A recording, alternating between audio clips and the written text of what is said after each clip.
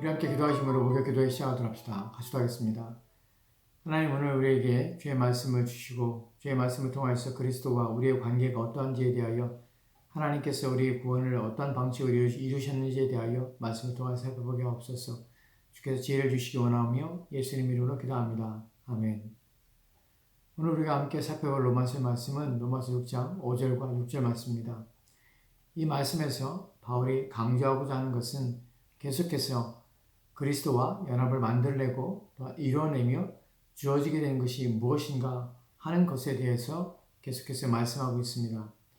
앞서서 우리는 그리스도와 합하여서 세례를 받았다는 의미 속에서 우리는 이제 그리스도와 한 몸을 이루게 되었으며, 그러므로 그의 죽으심은 그분만의 죽으심이 아니라 우리가 그분 안에서 그분과 함께 죽었다는 것에 대해서 살펴봤고, 또한 말씀을 통해서 우리가 알게 되었습니다. 이것이 말해주고자 하는 것이 있는데, 이 말해주고자 하는 것은 참으로 중요한 것입니다. 세 가지의 내용인데, 첫 번째로는 그 의미는 은혜를 더하게 하려고 죄에 거하겠느냐 라는 로마서 6장 1절부터 2절과 2절의 말씀에 대하여 절대로 그럴 수 없는 이유가 무엇인지에 대하여 지금 말하고 있는 것입니다. 그리스도와의 연합 때문에 그렇습니다. 둘째로는 그분과 함께 장사되었다는 표현 속에서 우리의 죽음은 확정적이며 또한 증명되었다는 것입니다. 왜냐하면 장사 지낸다는 것이 의미가 무엇이냐면, 장사 지내고 죽었다는 것을, 장사 지냈다는 것은 죽었다는 것을 확증하는 의식이기 때문에 그렇습니다. 세 번째로 이 말씀을 우리에게 주는 이유는 무엇이냐면, 이 죽음은 죄에 대한 죽음이라는 것을 가리키기 위함입니다. 더 이상 죄가 왕 노릇하지 못하며 죄의 지배와 통치와 또한 체계 안에서 우리는 더 이상 살지 않게 되었는데, 바로 죄에 대하여 우리가 죽었기 때문에 그렇습니다. 하나님께서 그리스도와 신자를 연합하게 하시는 일은 놀라운 은혜의 방식이 아닐 수 없습니다. 왜냐하면 그리스도와 연합함으로 그분이 가지신 것을 함께 공유할 수 있게 될 뿐만 아니라 그분의 능력과 또한 그분의 무한한 지혜와 그리고 또한 이 모든 것들을 공급받을 수 있는 은혜를 얻게 되기 때문에, 그리스도와 연합은 우리에게서는 참으로 놀라운 일이 아닐 뿐만 아니라 은혜가 아닐 수 없습니다. 그리스도와 연합을 통하여서 신자들이 얻게 되는 은혜 가운데서 더 확신하며 또 소망을 가질 수 있게 하는 것을 바울은 계속해서 나열하고 있는데, 5절과 6절을 통해서 우리가 살펴보겠습니다. 그리스도와 신자 연합이 어디에까지 이르게 하는가 하는 것을 5절과 6절 말씀에서 보여주고 있습니다. 먼저 5절 말씀을 제가 봉독하도록 하겠습니다. 로마서 6장 5절입니다. 만일 우리가 그의 죽으심과 같은 모양으로 연합한 자가 되었으면 또한 그의 부활과 같은 모양으로 연합한 자도 되리라. 아멘. 이 구절에서 첫 번째로 생각해 보고자 하는 것은 만일이라는 단어입니다. 여기서 만일이라는 단어는 불확실성을 의미하는 것이 아닙니다. 어떤 의심과 의문이 있다고 말하고자 하는 것이 아니라는 것입니다. 실제로 문맥 속에서 이 단어의 실질적인 의미는 무엇 때문에 라는 의미를 가지고 있습니다.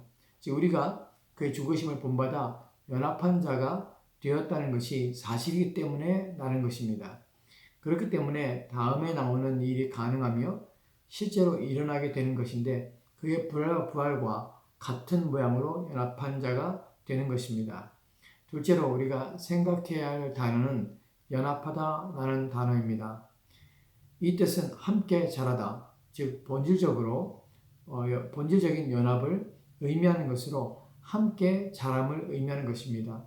그렇기 때문에 종합해서 이해하게 되면 연합된 성장이라는 의미를 가지게 되며, 이 한 연합된 성장으로 하나가 되어 하나로 연합되게 된 것입니다.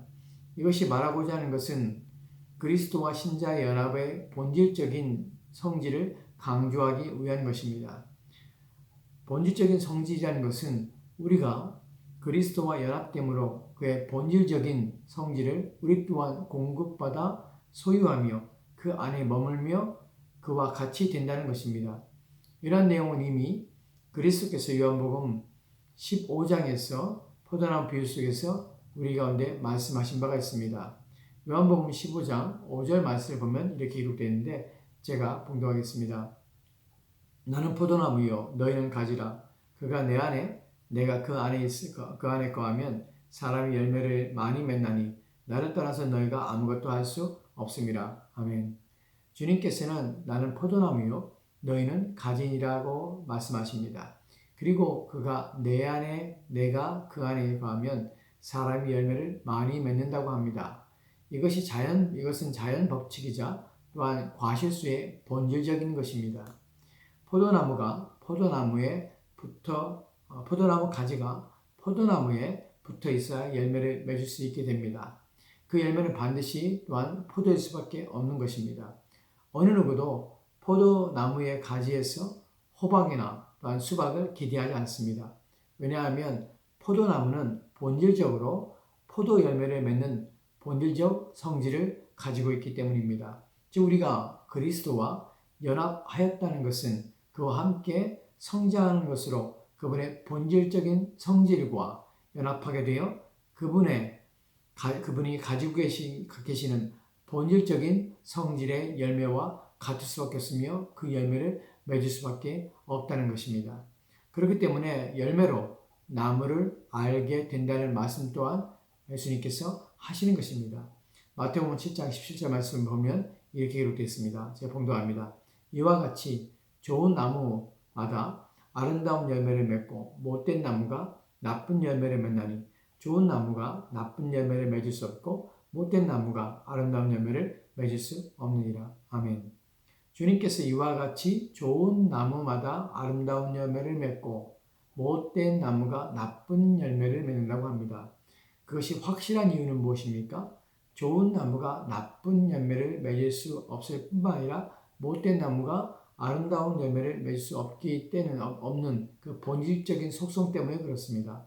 나무의 본질적인 속성이 그 나무의 열매를 결정하는 것입니다. 즉 우리가 그리스도와 연합되었다는 것은 그분의 본질적인 성질이 우리에게 심겨져 있을 뿐만 아니라 그분과 함께 자람으로 말미암아 그분의 본질적 속성의 열매를 맺을 수밖에 없다는 것입니다.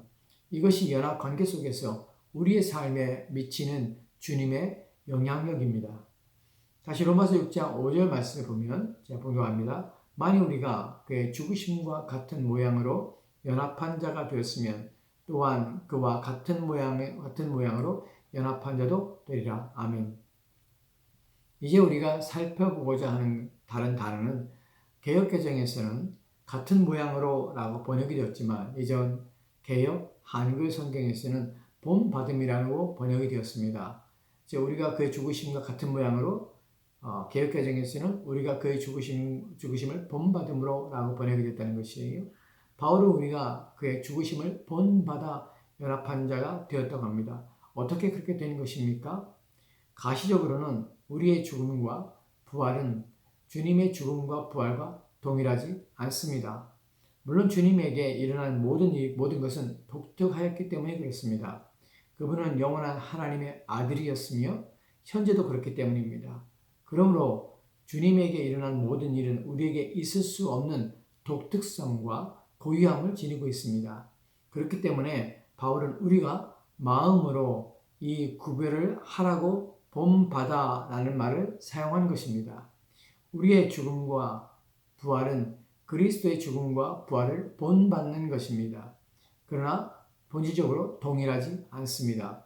우리는 주님이 알았던 고난을 알지 못할 것이고 그가 알고 있던 모든 것을 다 알지 못할 것입니다. 이런 내용을 말하고 있는 병행구절이 있는데 바로 로마서 8장 3절 말씀입니다. 로마서 8장 3절 말씀을 제가 봉독하겠습니다.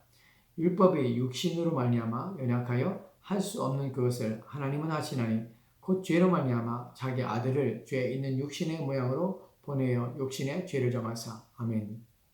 이 구절이 말하고자 하는 것은 우리 주님이 죄 있는 육신으로 이 세상에 있다고 하지 않습니다. 죄 있는 육신의 모양으로 오셨다고 말하고 있습니다. 이것이 말하는 것은 구별입니다. 그러므로 로마서 6장 5절에서 본받아라는 단어가 의미하는 것은 우리가 그리스도와 연합함으로 죽고 부활하는 것은 우리에게 영적으로 일어난다는 것을 의미하는 것입니다. 그렇기 때문에 영적인 의미에서 우리가 그와 함께 죽었다고 말하는 것이 옳습니다. 우리는 문자 그대로 실제로 주님과 함께 죽지 않았습니다.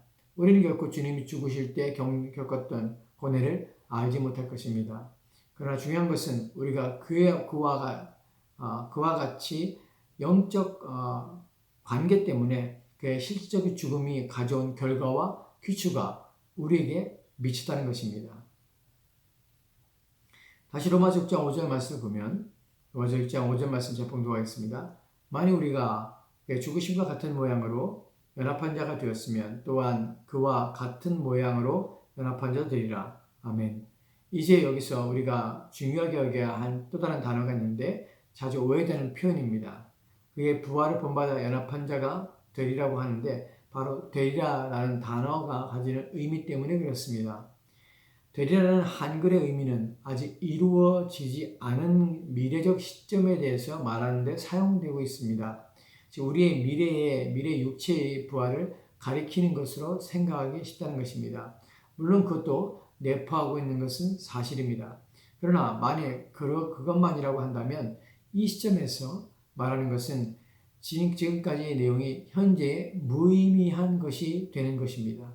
왜 그럴까요? 왜냐하면 우리가 은혜를 더하게 하려고 이 세상에서 죄에 더 이상 거할 수 없음을 보여주고자 함이 바울의 지금까지의 논증인데 그것이 미래에 되리라고 한다면 지금은 그것이 아무런 효력이 없기 때문인 것입니다.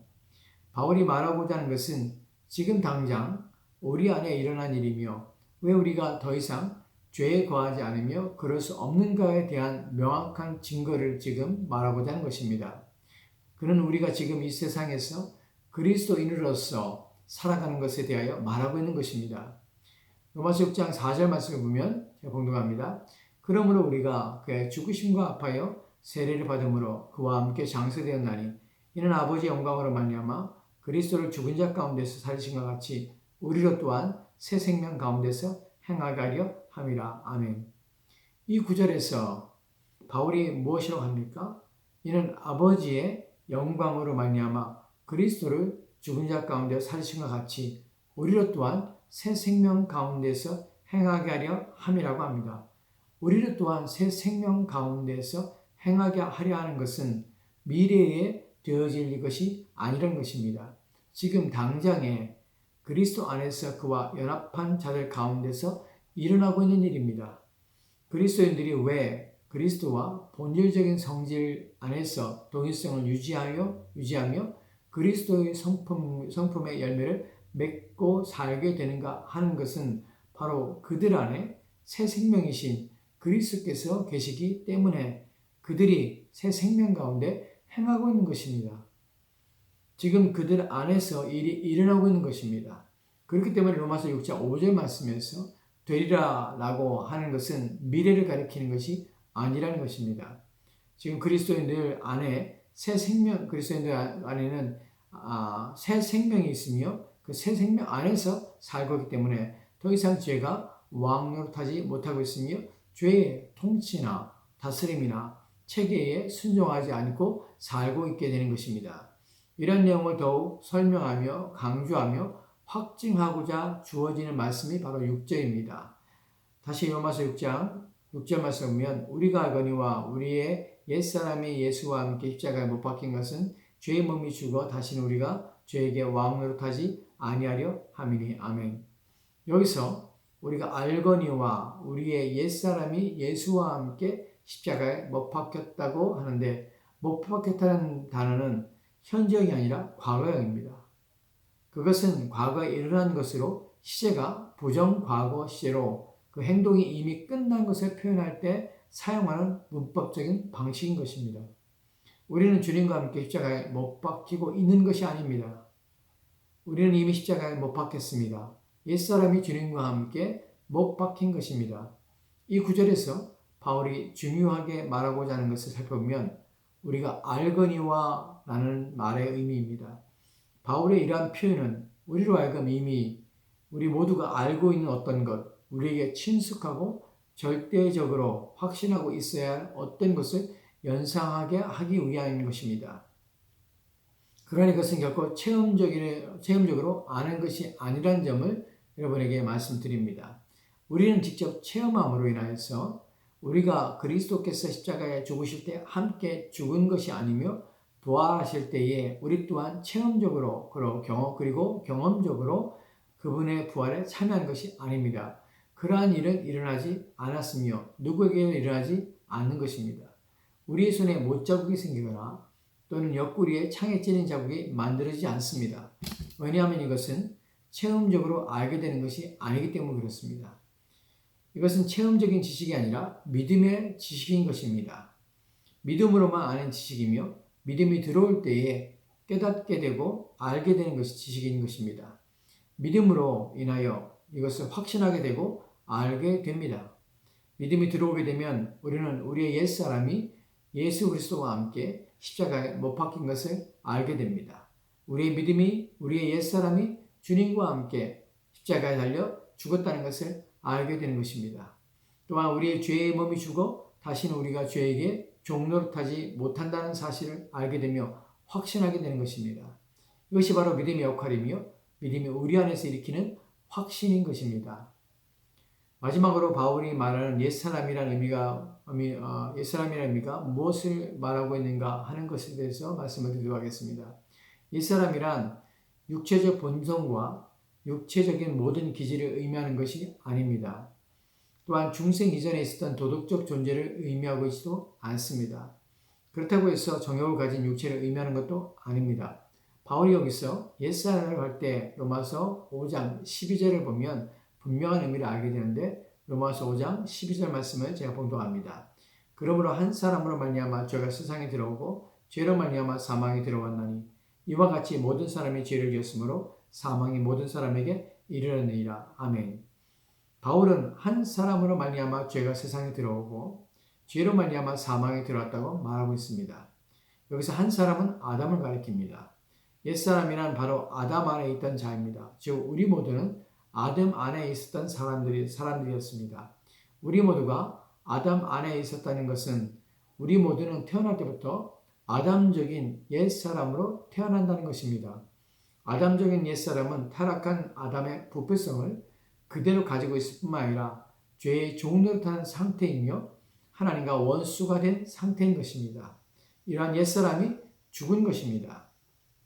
그럼에도 불구하고 성경은 옛사람을 버리라고 합니다. 특별히 에베소서 4장 22절과 24절 말씀을 보면 이렇게 되어 있습니다. 22절부터 24절 말씀입니다. 너희는 유혹의 욕심을 따라 썩어져가는 구습을 따르는 옛사람을 벗어버리고 오직 너희의 심령이 새롭게 되어 하나님을 따라 의와 진리의 거룩함으로 지으심을 받은 새 사람을 입으라. 아멘. 바울은 여기에서 너희는 유혹의 욕심을 따라 썩어져가는 구습을 따르는 옛사람을 벗어버리라고 명령하고 있습니다. 그렇다면 앞서 로마서 6장 6절 말씀에서 우리가 알거니와 우리의 옛사람이 예수와 함께 십자가에 못 박혔으며 죽었다는 것과 불일치를 이루는 것이 아닌가 하는 것입니다. 이미 죽었다고 선언하면서 한편으로는 구습을 따르는 옛사람을 벗어버리라고 하기 때문에 여전히 살아있는 것을 의미하는 것이 아닌가라고 하는 것입니다. 즉 상충되는 것이 아닌가 하는 의문을 갖게 됩니다.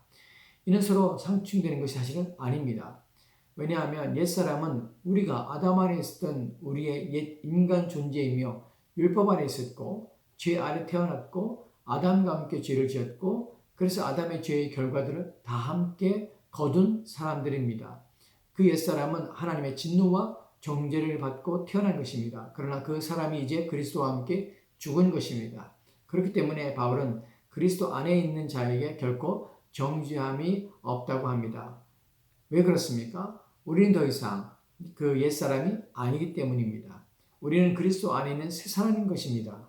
그렇다면 에베소서 4장에서 말하고 있는 옛사람을 벗어버리는 것은 무슨 의미입니까? 바로 옛사람의 특성을 벗어버리는 것입니다. 우리는 옛사람이 존재하는 것처럼 살며 옛사람이라고 믿지 않아야 한다는 것입니다. 옛사람이 가진 특성을 벗어버려야 하는 것입니다. 왜냐하면 우리 옛사람은 죽었기 때문에 그렇습니다. 옛사람은 더 이상 존재하지 않습니다.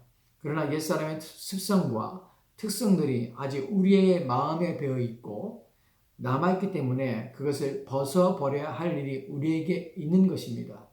기억해야 하는 것은 우리는 그리스도와 함께 죽었고 그와 함께 부활했다는 것입니다. 바로 믿음으로 영적으로 우리에게 일어난 실제적인 사건이라는 것입니다. 그러므로 더 이상 죄 안에 거하지 마셔야 합니다. 더 이상 옛사람의 특성에 따라 살지 말아야 하는 것입니다. 우리는 새 사람이 되었음을 늘 주지하며 또한 생각해야 합니다. 그렇게 함으로 새 생명이 넘쳐나는 가운데 살아야 하는 것입니다. 그것이 바로 우리를 그리스도와 연합시킨 하나님의 목적이며 뜻인 것입니다. 기도합시다. 하나님, 우리가 주의 말씀을 통하여서 그리스도와 시대의 연합이 가지는 의미, 그 연합을 통하여서 우리가 얻게 되는 것이 무엇이며 어떤 자리에 부름받았으며 우리에게 일어난 변화가 무엇인지, 또한 그로 말미암아 우리가 어떠한 삶을 살아야 되는지에 대하여 말씀을 통해 살펴봤습니다. 이 말씀에 부합하게 그리스도와 연합한 자로 살 수 있는 은혜를 더하여 주시기 원하오며 예수님 이름으로 기도합니다. 아멘.